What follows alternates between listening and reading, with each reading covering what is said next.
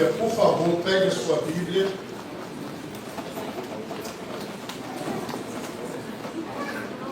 Se você pudesse colocar em pé, por favor, fique em pé no seu lugar. Abra sua Bíblia comigo. No Evangelho de Mateus, capítulo 26. Evangelho de Mateus, capítulo 26. Evangelho de Mateus, capítulo 26. Versículos 34 e 35. Evangelho de Mateus, capítulo 26, versículos 34 e 35. Quantos encontraram, digam graças a Deus. Assim nos diz a palavra do Senhor. Disse-lhe Jesus: em verdade te digo que nesta mesma noite, antes que o galo cante, 3 vezes me negarás. Disse-lhe Pedro: ainda que me seja necessário morrer contigo, não te negarei. E todos os discípulos disseram o mesmo. Amém? Amém. Eu acho agora que eu estou desconfiando que é o sinal dele. Depois a gente troca o sinal do microfone. Tá vendo como é que às vezes ele fica muito alto e às vezes ele fica muito baixo? Faz parte, amém, meus irmãos? Amém. Por favor, levante a sua mão direita e oremos. Pai Todo-Poderoso, neste momento, ó Pai, eu te peço, Senhor, que o Senhor possa, Pai querido, estar, Senhor, nos iluminando com a Tua Palavra, nos dirigindo com a Tua Palavra, Senhor. Que nenhum de nós, ó Pai, saia daqui da mesma forma, para que nós possamos sair, ó Pai, debaixo da Tua proteção, da Tua direção, em nome de Jesus, amém, e graças a Deus. Podemos assentar, meus irmãos, em nome de Jesus. Meus irmãos, o tema da mensagem nesta noite está aqui no versículo que nós lemos. Quando Pedro, ele afirma algo e todos os discípulos o acompanham. O tema da mensagem é: Pedro disse: se necessário, morrerei contigo. E todos os discípulos disseram o mesmo. É muito importante, meus irmãos, que nós possamos entender o que é que Deus quer de nós. Aqui nós temos um texto e um contexto que envolve a obra de Deus, envolve a obra do Senhor para a humanidade. Todo esse momento que Jesus passou aqui, ele estava voltado para as coisas que são eternas. Mas aquelas pessoas que estavam ao seu redor estavam voltadas para as coisas do dia a dia, para as coisas materiais, para as coisas passageiras. E nós vamos observar aqui que dentro do contexto de Mateus 26, se aproximava o momento em que Jesus seria crucificado, morto e sepultado, ressuscitaria ao 3º dia.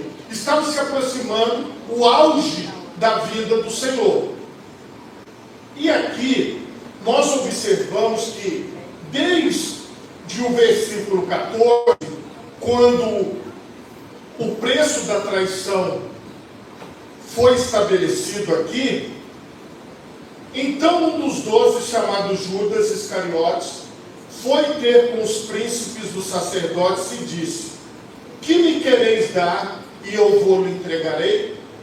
Aqui começa uma história triste para o ministério de Jesus. Judas, ele era um apóstolo. Jesus escolheu 12 homens, depois Jesus escolheu mais 70, fora as mulheres que o serviam e o seguiam. E ele fazia parte de um grupo especial, chamado de enviados, apóstolos. Mas Judas Iscariotes procurou os principais dos sacerdotes e disse: olha, quanto vocês me pagam para eu entregar Jesus para vocês? E eles acertaram aqui 30 moedas de prata. Esse foi o preço. Depois desse acerto, o Senhor Jesus faz o que nós entendemos que é a celebração da Santa Ceia. Então Jesus, ele prepara a ceia juntamente com os seus apóstolos, e Judas estava junto. Então os 12 se assentaram à mesa com Jesus, e os 12 participaram deste momento. Então preste atenção, Jesus já sabia que Judas iria traí-lo. Jesus já sabia tudo o que estava acontecendo. Mas mesmo assim, Jesus ele continuou a sua convivência normal com Judas.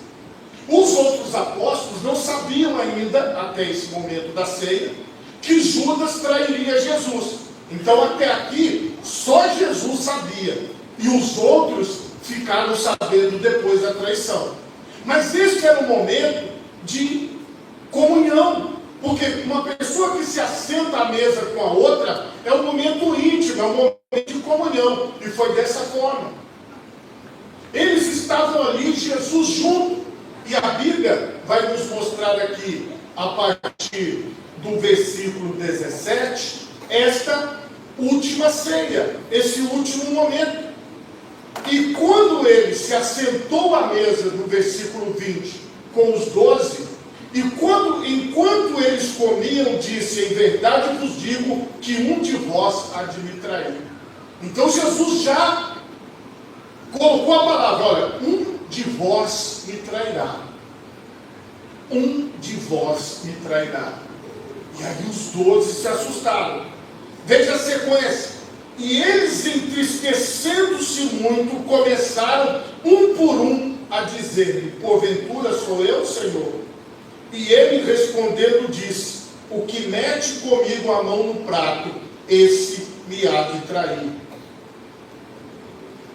Aqui era o seguinte: todo mundo estava junto, os 12 estavam ali, e um perguntava: sou eu, Senhor? Sou eu, Senhor? Sou eu, Senhor?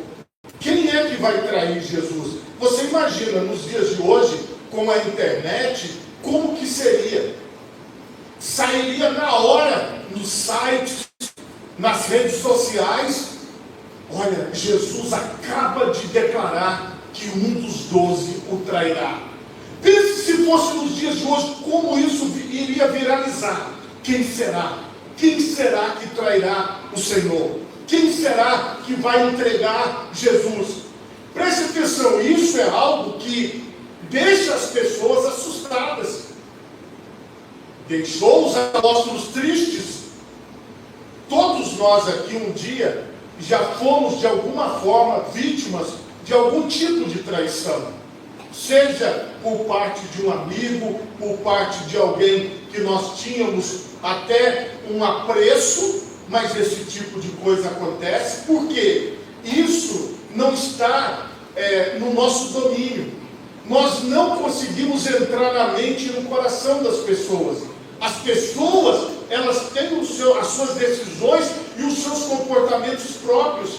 Só Jesus sabia do que ia acontecer. E Jesus fala, e todos se assustam. Aí continuando, versículo 26. Enquanto comiam, Jesus tomou o pão e abençoou, e partiu, e o deu aos seus discípulos, e disse: tomai, comei, isto é o meu corpo. E tomando o cálice, dando graças, deu-lhe dizendo: bebei dele todos, porque isto é o meu sangue, o sangue do Novo Testamento, que é derramado por muitos para a remissão dos pecados. E digo-vos que desde agora não beberei deste fruto da vide, até aquele dia em que o beba de novo convosco no reino de meu Pai. E, tendo cantado um hino, saíram para o Monte das Oliveiras. Em todo momento, Jesus deu a dica: olha, um de vós me trairá. Mas isso não atrapalhou Jesus de celebrar a ceia. Não atrapalhou Jesus de comer o pão com os 12, não atrapalhou Jesus de beber o cálice com os 12, não atrapalhou Jesus de dizer que este é o Novo Testamento, a nova aliança, o novo pacto para perdão dos pecados e para a salvação da humanidade. Nada disso atrapalhou. Agora, pare para pensar comigo.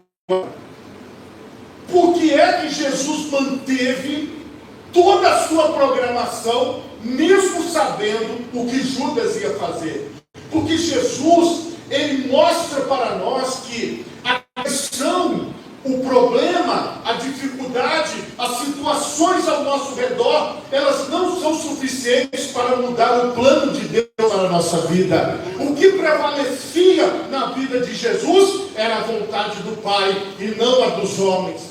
Então, por mais que o comportamento traidor de Judas estivesse diante dele, aquele comportamento não o afetou. Aquele comportamento não mudou quem ele era. Preste atenção. Você pode estar em qualquer ambiente deste mundo. Se você está no propósito de Deus, o ambiente não vai mudar o seu comportamento. O ambiente não vai mudar quem você é. Por quê? O Senhor te enviou para este mundo com propósito. O Senhor te enviou para este mundo numa direção. E nada pode mudar isso. Mesmo que as pessoas possam tentar te influenciar, mas se você estiver firme no propósito de Deus, nada te influenciará. Nada te tirará do plano de Deus. E Jesus provou isso aqui. Jesus provou isso. Então veja, aqui nós estamos vendo o comportamento de Jesus diante do traidor. Foi um comportamento normal. Ele não mudou. Ele não ficou falando ríspido, não ficou olhando assim por cima. Não, ele apenas disse: olha, um de vós me trairá. Agora, a parte que eu quero trazer para vocês, que está no texto que eu li no início, é algo que nós precisamos refletir. Então estava todo mundo ali, firme, emocionado, querendo dizer para Jesus: Senhor, eu estou contigo, tá? Mesmo que tenha um traidor aqui, esse traidor não vou ser eu não, porque eu estou com o Senhor. Era mais ou menos nesse espírito que eles estavam. Então Jesus lhes disse: todos vós esta noite, todos vós, vos escandalizareis em mim, porque está escrito: ferirei o pastor e as ovelhas do rebanho se dispersarão. Mas depois de eu ressuscitar, irei adiante de vós para a Galiléia. Mas Pedro, respondendo, disse: ainda que todos se escandalizem em ti, eu nunca me escandalizarei. Pedro, ele era aquele que gostava de tomar a palavra. Então ele tomou a frente e falou: eu não. Qualquer pessoa aqui dentro desta casa pode se escandalizar, mas eu não. Eu não. Por quê? Ele tomou a palavra, ele se dirigiu ao Senhor e falou: não, comigo não vai acontecer, comigo não vai ser assim. E disse-lhe Jesus: em verdade te digo que nesta mesma noite, antes que o galo cante, 3 vezes me negarás. Jesus, ele mostrou para ele: não vai ser do jeito que você está falando. Você está dizendo que não se escandalizará, você está dizendo que permanecerá, você está dizendo que não vai falhar comigo, mas hoje você vai me negar 3 vezes. Pedro recebeu aquela palavra e Pedro insistiu. Pedro não deu ouvidos ao que Jesus falou. Disse-lhe Pedro: ainda que me seja necessário morrer contigo, não te negarei. E todos os discípulos disseram o mesmo. Aí Pedro, ele contagiou os outros. Não é verdade, João? Não é, Tomé? Pode contar isso, todo mundo junto, porque é assim que as pessoas gostam de se empolgar. É agora. Ficou aquela empolgação. Não, nós estamos contigo, Senhor. Tem uma das frases que eu falo para vocês, que no ambiente da política é o que eu não gosto de ouvir: eu estou contigo. Eu não gosto de ouvir isso. Porque quando a pessoa fala eu estou contigo, aí você fala: tem alguma coisa ali. Porque normalmente quem está com você, ele não precisa falar, você enxerga ele ali. Você entende? Então quando a pessoa chega e fala: olha, Senhor, e todo mundo junto falando isso, aquela emoção ceia, a emoção do cálice, a emoção daqueles momentos, aquelas palavras de Jesus, aquilo foi maravilhoso. E os 12, até Judas falou, Jesus falou, eu também. E Judas já tinha vendido Jesus. Então, entenda uma coisa, não é a confissão, não é aquilo que eu falo, é aquilo que eu sou diante de Deus.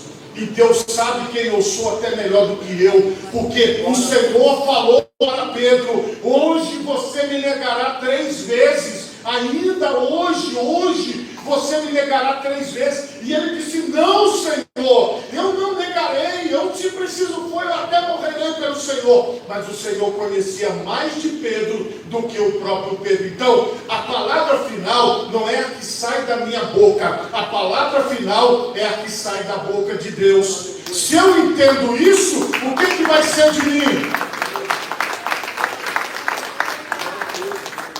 Eu vou ficar confessando uma coisa que Jesus não confessou? Eu vou ficar falando uma coisa que Jesus não falou? Eu vou juntar mais 11 juntos. Gente, não é isso, gente? É ou não é, gente? Vamos. Para que eu vou ficar fazendo esse tipo de coisa? A nossa irmã Michele lembrou aqui na mensagem que ela pregou sexta-feira, que antes eu ficava na porta da igreja, fiscalizando os irmãos.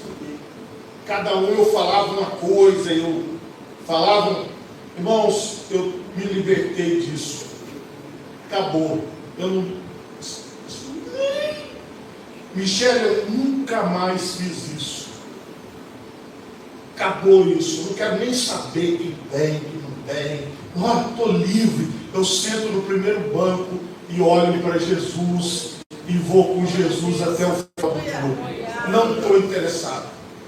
Por que eu passei a fazer isso, irmão? Porque eu passei a entender o seguinte, que às vezes você fica cobrando as pessoas, você fica falando, você fica ali em cima da pessoa, só que no final ela só vai fazer o que ela quer, não vai fazer o que você está pedindo. Aí eu comecei a entender o seguinte, Senhor, começa a tocar na vida das pessoas, porque se Deus está falando, vai acontecer o que Jesus está falando, não é aquilo que o pastor está falando, é aquilo que Jesus está falando. E Jesus falou, você me trairá, e ele traiu.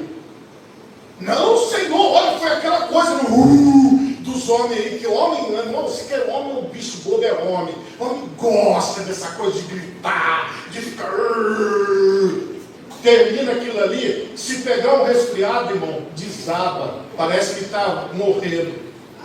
Mas quando está assim aquela coisa, no meio, grita, fala. Foi isso que aconteceu. Agora preste atenção, quem sou eu diante de Deus?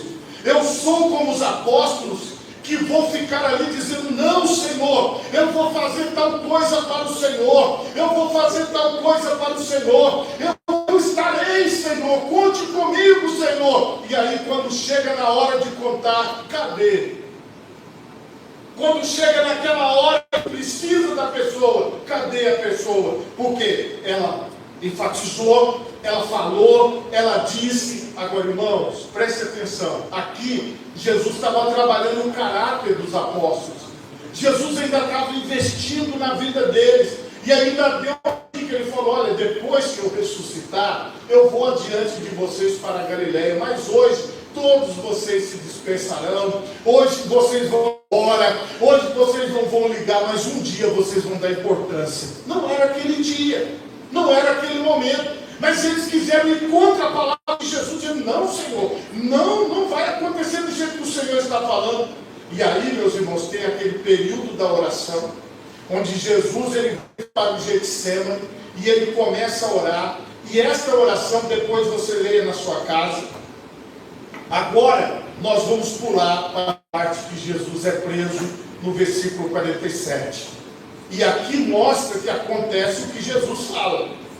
E estando ele ainda a falar, eis que chegou Judas, um dos 12, e com ele grande multidão com espadas e porretes, vinda da parte dos príncipes, dos sacerdotes e dos anciãos do povo. O traidor tinha-lhes dado um sinal dizendo, o que eu beijar é esse, prendei. E logo aproximando-se de Jesus disse, Eu te saúdo, Rabi, e beijou. Jesus, porém, lhe disse: amigo, a que vieste? Então, aproximando-se eles, lançaram mão de Jesus e o prenderam. Então aconteceu. Mesmo Judas lá: ó, Senhor, estou contigo, hein? Se preciso, olha, estou igual o Pedro, ó, junto. Aqui já não aconteceu. E dentro deste contexto, eis que um dos que estavam com Jesus, estendendo a mão, puxou da espada e, ferindo o servo do sumo sacerdote, cortou-lhe uma orelha. Então Jesus disse-lhe: mete no seu lugar a tua espada, porque todos os que lançarem mão da espada, a espada morrerão. Ou pensas tu que eu não poderia agora orar a meu Pai, e que Ele não me daria mais de 12 legiões de anjos? Isso aqui dava aproximadamente entre 5 e 6 mil homens, era uma legião romana. Pensa, 12 vezes 6.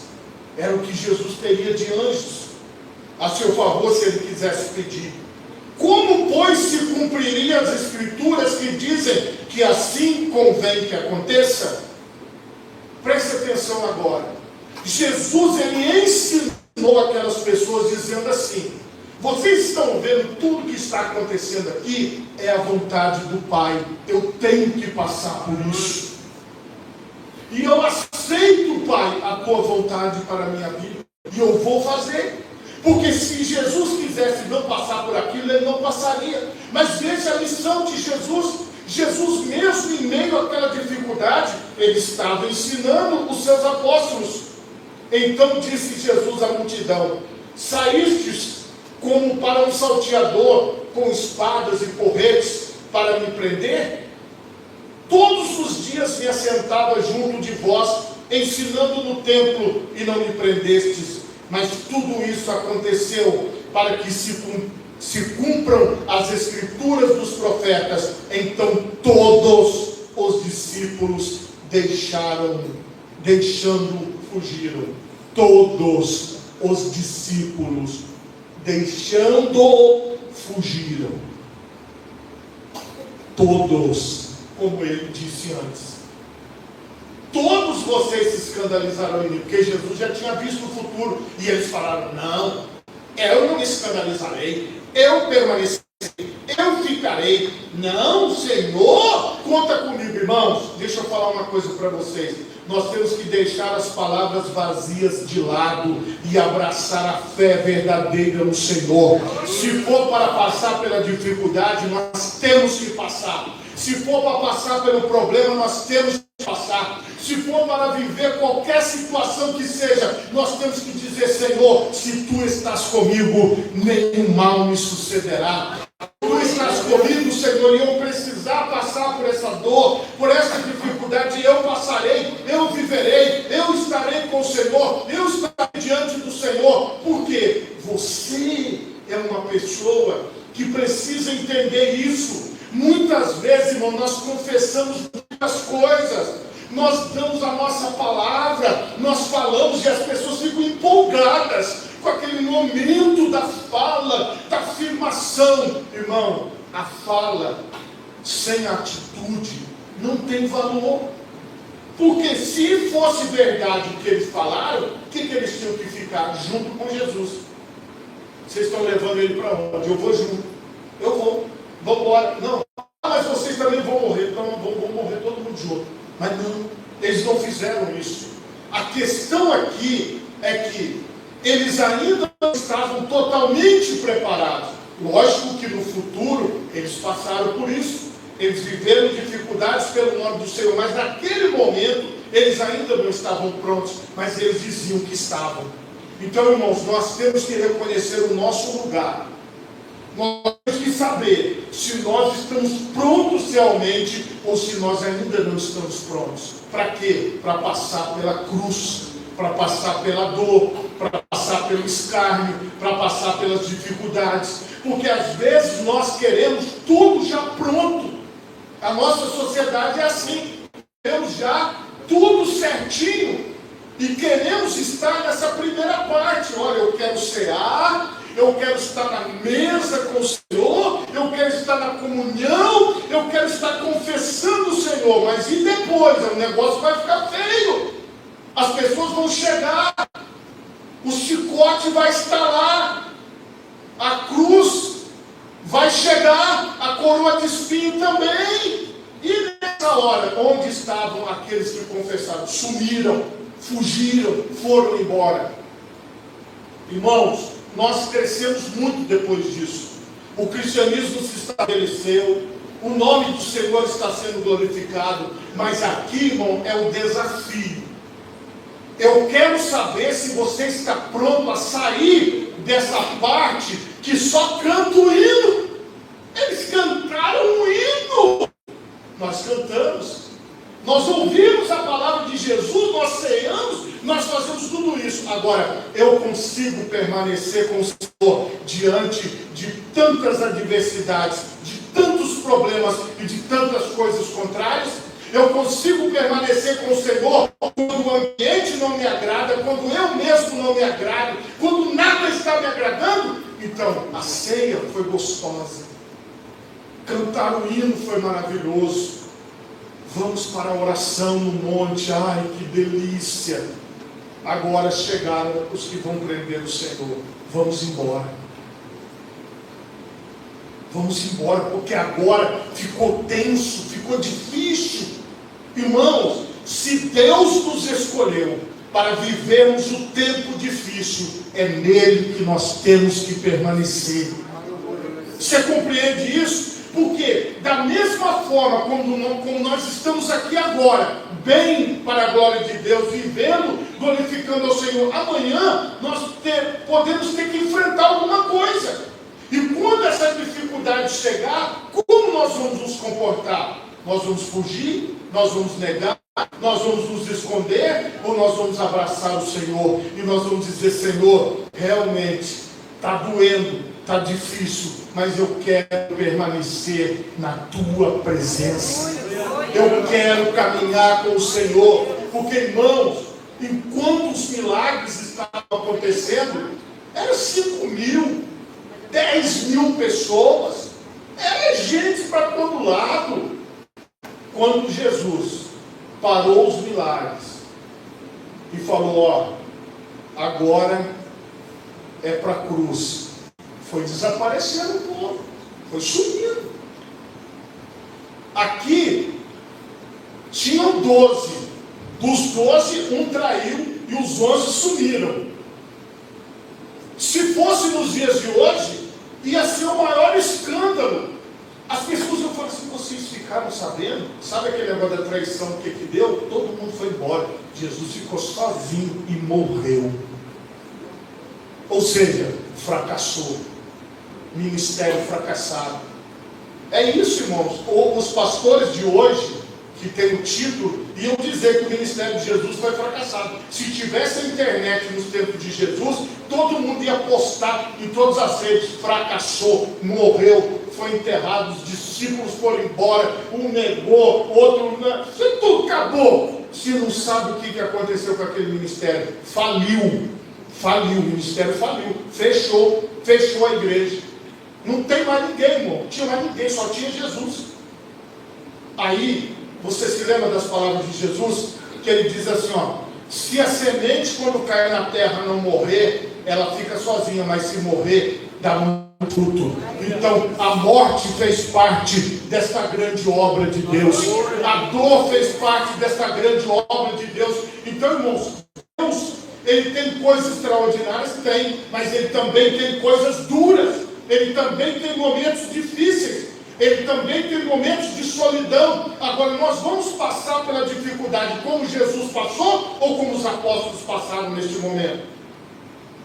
Como que nós vamos viver as dificuldades da vida? Como que nós vamos viver os problemas ao nosso redor? Hoje, nós temos uma grande oportunidade de dizer ao Senhor: Senhor, se possível, passa de mim esse cálice, mas contudo que seja feita a tua vontade. Eu vou passar por aquilo que o Senhor falou. Está na tua palavra, então eu vou viver. Está na tua palavra, então eu vou seguir. Está na tua palavra, então eu vou adiante. Então tudo isso se trata de cumprir a palavra de Deus. E quando a palavra de Deus não é o que eu quero, mesmo assim eu devo cumprir a palavra de Deus. Aqui está o exemplo clássico de um ministério que acabou e que ressuscitou. Então não importa para nós, irmão, o que está acontecendo no meio dos apóstolos. Se os apóstolos estão empolgados, se os apóstolos estão dando palavra de vitória, palavra disso, palavra daquilo, palavra de tal, para lá, vai falando aí, morre falando, vai falando. Deixa esses caras falarem. O que importa é se nós vamos estar diante do Filho do Homem. Isso aqui não é só uma passagem, é só um treinamento. Você está aqui hoje, amanhã não sabemos onde estaremos, mas se você estiver diante da dificuldade, enfrenta ela em nome de Jesus. Não volte para trás, não abandone o Senhor Jesus, não diga que está muito difícil, que você não vai conseguir, porque a mensagem de Jesus é esta: você tem que aguentar e viver para a glória de Deus, e a palavra de Deus precisa prevalecer na minha vida. Isso não é só para você não, é para mim, é para todos que seguem o Senhor Jesus. Os apóstolos aprenderam a lição, aprenderam. Nós podemos ficar a noite inteira falando o que aconteceu com eles, mas não é o caso. O caso aqui sou eu. O caso aqui é cada um de vocês. O caso aqui somos nós. Se nós vamos ficar nas palavras dos apóstolos, ou se nós vamos ficar com a palavra de Jesus. Vai ter um momento que você vai falar assim: não sei se eu vou conseguir, mas o Espírito de Deus te ajuda. Vai ter momento que você vai falar assim: eu não sei se vai dar, mas o Espírito de Deus está com você. Então esses momentos de solidão e de dificuldade, são neles que você vai mostrar que você é cristão. Não naquele momento gostoso que Jesus celebrou. Esses momentos que nós passamos na igreja são os melhores.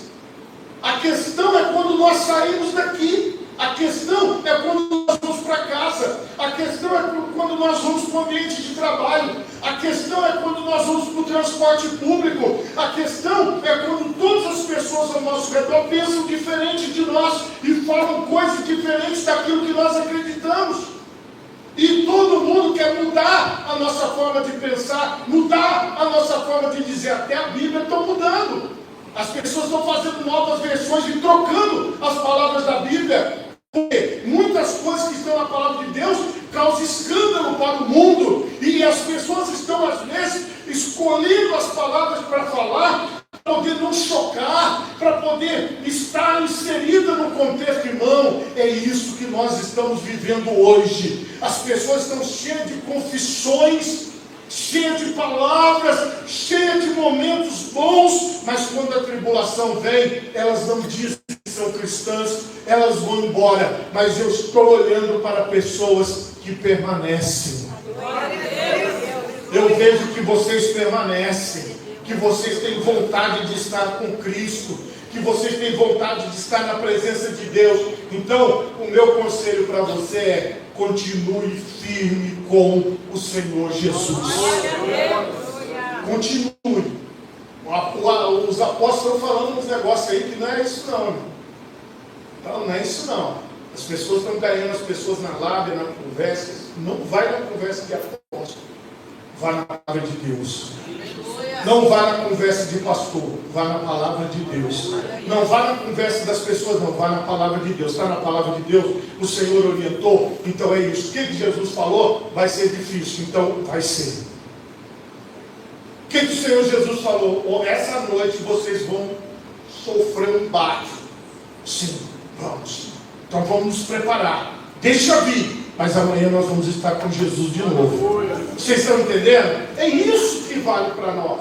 Porque se nós ficarmos só nesse contexto, nós vamos amanhã ou depois abandonar o Senhor e viver a nossa vida, e sair e fazer outras coisas que desagradam a Deus.